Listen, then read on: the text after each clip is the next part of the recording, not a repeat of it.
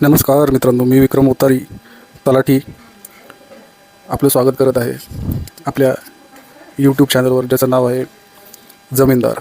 जमीनदार याचा अर्थ कोणताही मोठा किंवा पैसेवाला किंवा जसं आपण चित्रपटात बघतो का, तो एखादा जमीनदार असतो, तो इतर लोकांना, शेतकऱ्यांना, शेतमजुरांना त्रास देत असतो, त्यांच्या जमिनी नावावर करून घेत असतो.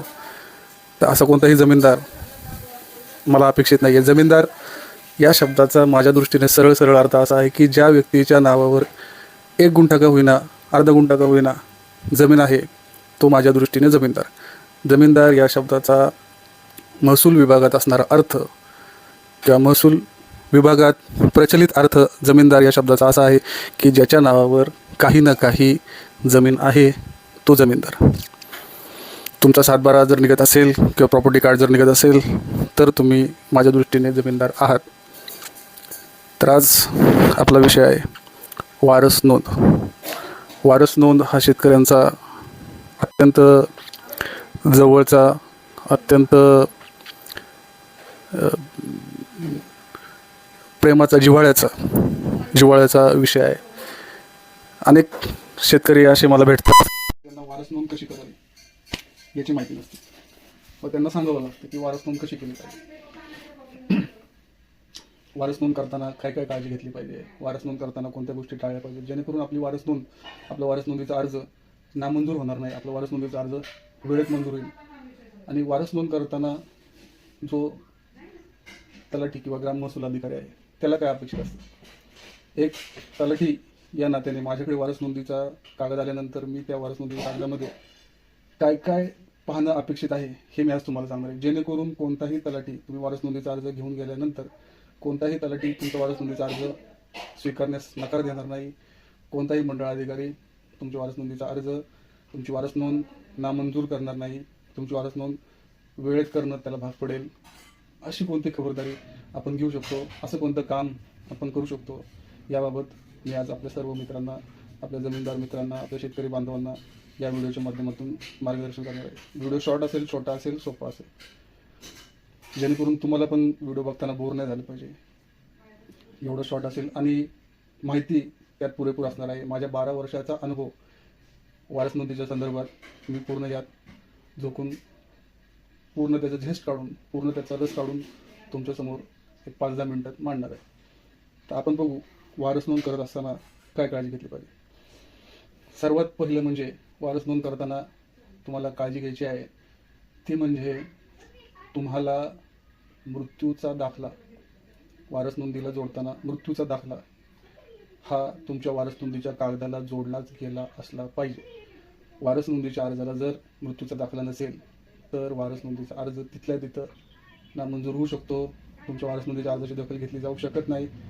याचं कारण असं आहे मित्रांनो की जो व्यक्ती मयत आहे, ज्या व्यक्तीच्या वारसांची, ज्या मयत व्यक्तीच्या वारसांची आपण 7/12 उतारावरती नोंद घेण्यासाठी जाणार आहोत, त्या व्यक्तीच्या मृत्यूचा पुरावा म्हणजे मृत्यूचा दाखला. त्या व्यक्तीचा मृत्यूचा दाखला नसेल तर याचा अर्थ असाही होऊ शकतो की ती व्यक्ती मयत नाही, ती व्यक्ती हयात आहे. याकरिता त्या वारस नोंदीच्या कागदांना, वारस नोंदीच्या अर्जाला मृत्यूचा दाखला असणे अत्यंत आवश्यक आहे. आणि मृत्यूचा दाखला सुद्धा तुम्हाला मित्रांनो झेरॉक्स घेऊन नाही जायचं आहे. मृत्यूचा दाखला वारस नोंदीच्या कागद जोडताना झेरॉक्स जोडू नका, त्याला ओरिजिनल कॉपी जोडा, 2 कॉपी जोडा, अटेस्टेड कॉपी जोडा, जेणेकरून तुमचा मृत्यूचा दाखला खरा आहे हे मृत्यूचा दाखला पहिले लगेच लक्षात येईल. दुसरी गोष्ट, मृत्यूचा दाखला झाल्यानंतर दुसरी महत्त्वाची गोष्ट म्हणजे वारस नोंदीच्या अर्जामध्ये तुम्हाला सर्व वारसांचा उल्लेख करायचा आहे. कधी कधी काय होतं मित्रांनो की आपण अज्ञानात, अनावधानाने, कोणताही दुष्ट हेतू न ठेवता आपल्या बहिणींची नावं आपण त्या वारस नोंदीमधून गाळतो किंवा आईचं नाव गाळलं जातं. आपल्याला अशी अपेक्षा असते की आज ना उद्या आपल्याला त्या बहिणींचा हक्क सोड करून घ्यायचा आहे, आईचा हक्क सोड करून घ्यायचा आहे. तर उगाचच बहिणींची नावं किंवा आईचं नाव त्या वारस नोंदीत का टाकायचं. जर आपल्याला आज ना उद्या ते कमी करायचं आहे तर ही खूप मोठी चूक आणि शासनाच्या आणि कायद्याच्या दृष्टीतून हा एक फ्रॉड आहे मित्रांनो. जरी तुमच्या बहिणींची हरकत नसेल, जरी तुमच्या आईची हरकत नसेल, कोणाचीच काही हरकत नसेल का, आणि त्या स्वतःहून जरी म्हणत असतील की माझं नाव वारस नोंदीमध्ये टाकू नको, माझं नाव वारस नोंदीमध्ये टाकण्याची काही एक आवश्यकता नाही, तरी पण ही मोठी चूक तुम्ही करू नका मित्रांनो. कारण ज्या वेळेला वारस नोंदीचा अर्ज संबंधित तलाठ्याकडे आपण देतो, त्यावेळेला तो डोळे झाकून वारस नोंदीच्या अर्जावरून वारसांचा फेरफार तयार करत नाही. तो स्थानिक चौकशी करतो, तो 4 लोकांना विचारतो, त्याच्या ओळखीच्या 4 लोकांना विचारतो, आणि ज्या वेळेला तिथं त्याला निष्पन्न होतं की या वारस नोंदीच्या अर्जामध्ये काही वारस गाळलेले आहेत, वारस लपवलेले आहेत किंवा अनावधानाने टाकले नाहीत, तर त्या तलाठ्याचा पुन्हा आपल्यावरती कधीच विश्वास बसत नाही. त्याला आपण फ्रॉड वाटायला लागतो. त्याच्यामुळे तो वारस नोंद करण्यास टाळाटाळ करतो. जरी तुम्ही परत बहिणीची नाव टाकून दिली तरी तो वारंवार त्याची खात्री केल्याशिवाय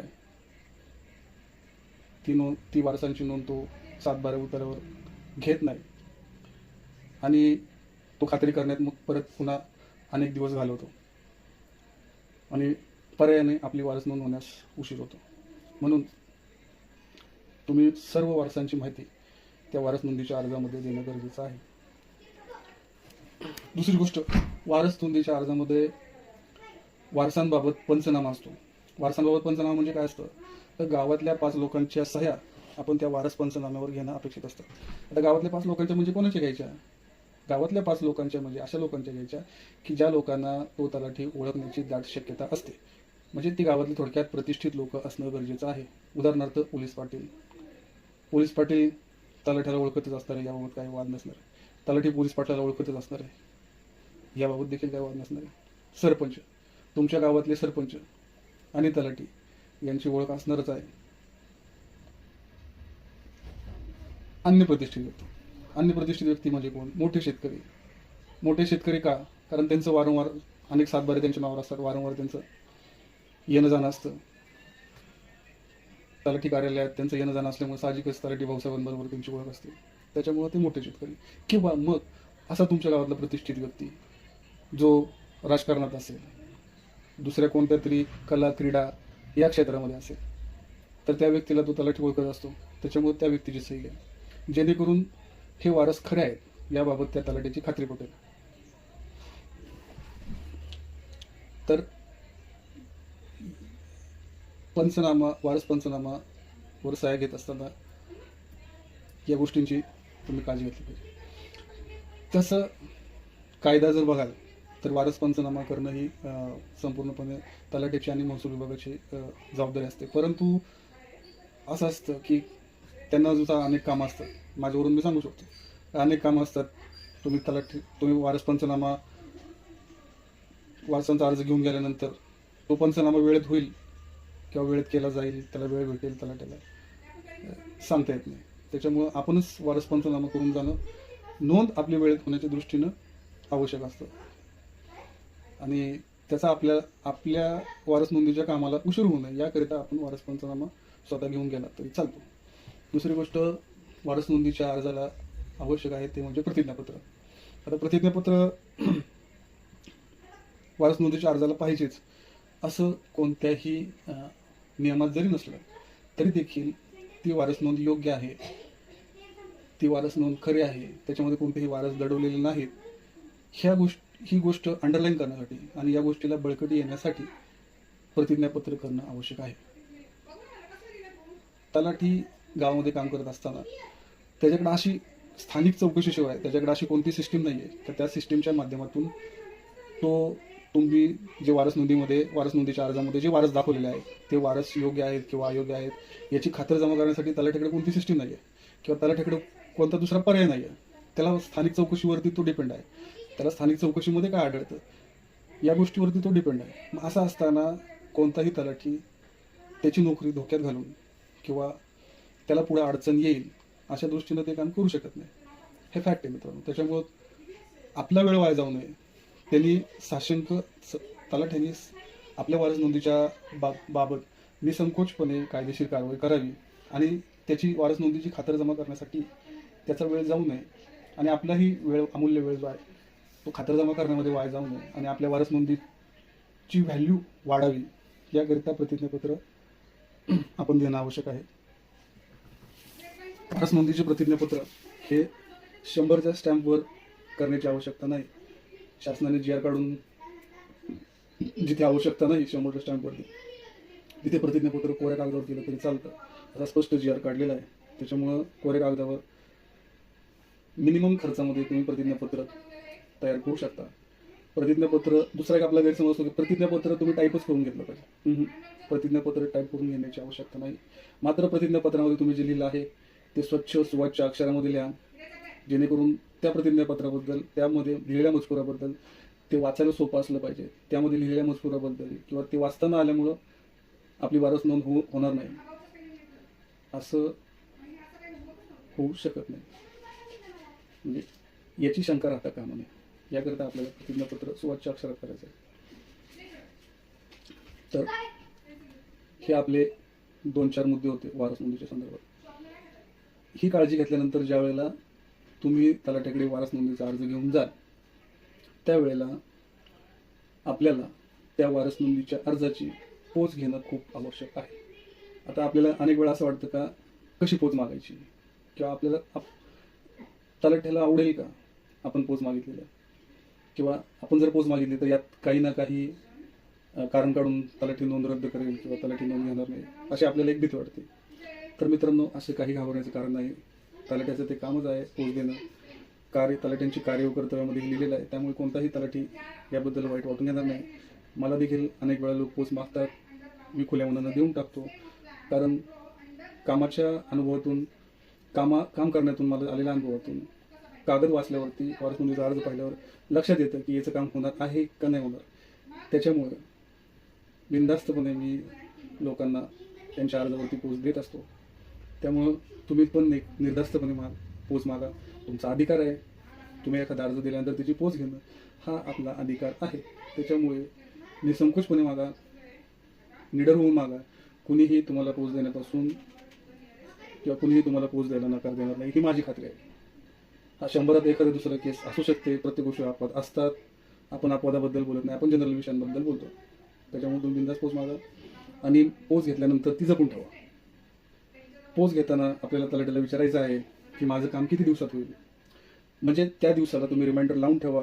त्या दिवसाला काम झालं किंवा नाही झालं हे आपण तलाठ्याला फोन करून, मेसेज करून विचारू शकता. कारण की तुम्हाला सांगतो मित्रांनो, तलाठ्यांना अनेक कामं राहतात. तलाठ्यांना एक काम राहत नाही. तुमच्या एकट्याचं काम त्याच्याकडे नाही. तुमच्यासारख्या 50 ते 100 लोकांची कामं दर महिन्याला त्यांच्याकडे असतात. शिवाय शासकीय कामं वेगळे. त्याच्यामुळे आपलं काम झालं का नाही याचा फॉलोअप आपल्याला घ्यावा लागतो. त्या दृष्टीनं तुम्हाला त्याचा फॉलोअप घेणं, आपली नोंद वेळेत होण्याच्या दृष्टीने आपण चौकशी करत राहणं हे आपलं देखील काम आहे. त्याच्यामुळे आपण वारंवार चौकशी करायची आहे. माझं काम झालं का नाही, कुठपर्यंत आलं हे आपण विचारू शकतो. त्यामुळे तलाठ्याचा फोन नंबर घ्या, व्हॉट्सअप नंबर घ्या. त्यांना फोन उचलायला जमलं तर तुम्ही व्हॉट्सअपला मेसेज टाका, SMS करा. नक्की तुम्हाला रिप्लाय येईल. मी रिप्लाय देतो. मला रोज 60 ते 70 फोन खातेदारांची येत असतात, शेतकऱ्यांची येत असतात. मी प्रत्येकाला रिप्लाय देतो. क्वचित कधी असं होतं की रिप्लाय देता येत नाही, काहीतरी कामात असतो, पण नंतर ज्यावेळेला मी फ्री होईल त्यावेळेला तो रिप्लाय देतो. तशा पद्धतीने तुम्हाला देखील तुमचे तलाठी भाऊसाहेब रिप्लाय देतील. तुम्ही त्यांचा नंबर, व्हॉट्सअप नंबर घ्या. आजकाल महसूल खात्यात सुद्धा खूप चांगले चेंजेस झालेले आहेत. तुमची नोंद 90% वेळेला तर रोखली जाणार नाही, मला खात्री आहे. कारण आम्ही काम करतो, आम्हाला माहिती आहे. एखाद्याचं काम करणं सोपं आहे, न करायचं खूप अवघड आहे. न केलं तर अनेक प्रश्नांची उत्तरं द्यावी लागतात. तलाठ्याच्या डॅशबोर्डचा फॉलोअप कलेक्टर ऑफिसपर्यंत असतो, तहसीलदारांपर्यंत असतो. आढावा बैठकीमध्ये ते विचारतात किती नोंदी झाल्या, किती नोंदी प्रलंबित राहिल्या. तुमचं काम जर कायद्यात असेल आणि नसेल होत तर तुम्ही वरिष्ठांकडे तक्रार करू शकता. त्याच्यामुळे वरिष्ठांकडे तक्रारीला प्रत्येकजण घाबरतो. त्याच्यामुळं काम होण्याकडे 90% लोकांचा कल आहे. काम करून देण्याकडे तलाठ्यांचा कल आहे. काम करून देण्याकडे महसूल विभागाचा कल आहे. आपण आपल्या मनात कोणतीही निगेटिव्हिटी किंवा ऐकीव गोष्टींवरती न जाता प्रत्यक्ष अनुभव घेणं गरजेचं आहे. मी तलाठी आहे म्हणून बोलत नाही, पण मला अनुभव आहे. आम्ही करतोय आणि मी माझ्या मित्रांना बघतोय ते करताना, ते रिप्लाय देताना पाहतोय. अनेक लोकांना अनेक फोन असतात, तहसीलदार साहेबांना अनेक फोन असतात. प्रत्येकाला ते रिप्लाय देतात. काही लोकांना देणं शक्य होत नाही आम्हाला, परंतु आम्ही त्यांना SMS करू शकतो. आणि नाही आज जमलं, नाही त्यांनी आज फोन उचलला तर उद्या का. पण आपल्याला आपल्या कामाचं फॉलोअप घेणं हे आपलं काम होण्याच्या दृष्टीने आवश्यक आहे. त्यामुळे त्या कामाचा फॉलोअप घेतला तर तुमचं काम होणार. कारण फॉलोअप घेणाऱ्याचं काम हे 90% होतंच. आणि तुम्ही एकदा कागद देऊन गेले आणि परत तुम्ही आठवण नाही काढली तर तुमचं काम झालं न झालं कुणी सांगू शकत नाही. कारण की महसूल खातं ही व्यस्त यंत्रणा आहे. अनेक कामं करणारी यंत्रणा आहे, कामाचे अनेक व्याप आहेत. त्याच्यामुळं आपण देखील आपल्या कामाचा फॉलोअप घ्या. नाही आज फोन झाला, नाही आज कॉन्टॅक्ट झाला तर उद्या करा, परंतु नेहमी त्या कामाचा फॉलोअप घेणं गरजेचं आहे. आणि तुम्ही जर कामाचा फॉलोअप घेत असाल तर त्या तलाठ्यांचा अधिकाऱ्यांना देखील कळतं की ही व्यक्ती कामाचा फॉलोअप घेते, या व्यक्तीचं काम वेळेत झालं पाहिजे, नाहीतर ही व्यक्ती आपली तक्रार करू शकते. त्याच्यामुळं फॉलोअप घेणाऱ्या व्यक्तीचं काम प्राधान्याने केलं जातं. हा माझा अनुभव आहे. तुम्हाला काय वाटतं मित्रांनो, कमेंटमध्ये सांगा. आणि व्हिडिओ पाहिल्याबद्दल आपल्या सर्वांचे मनापासून आभार. तुमचं प्रेम कमेंट बॉक्समध्ये लिहा. थँक्यू.